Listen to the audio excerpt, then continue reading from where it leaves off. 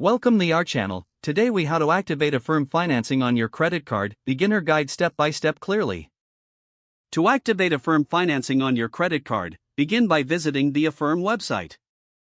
Create an account if you don't already have one. Provide your email address and create a secure password.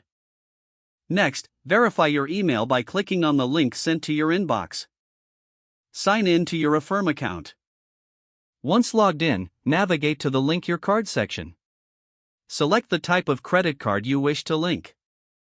Enter your credit card details, including the card number, expiration date, and CVV. Review the terms and conditions provided by Affirm.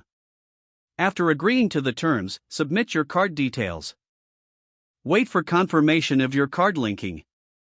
Once successfully linked, you'll see your credit card listed in your Affirm account. Now, explore the available financing options when making purchases. Select the Affirm payment option during checkout at participating merchants. Choose your preferred payment plan when prompted. Confirm your financing agreement to complete your purchase. Keep an eye on your email for updates on your financing plan. You are now ready to use Affirm financing with your credit card.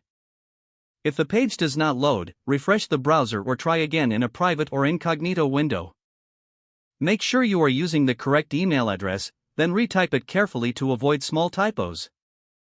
If your password is not accepted, use the reset option and create a new strong password you can remember. Check your spam folder for verification or security emails, then complete any requested confirmation steps. Enable two-factor authentication if available to improve account security and reduce unauthorized access risk. After signing in, review your profile details so your contact information and settings are accurate and current. If you see an error message, note it down and try again after restarting your device and internet connection. Log out when you finish, especially on shared devices, to keep your account and payment information secure.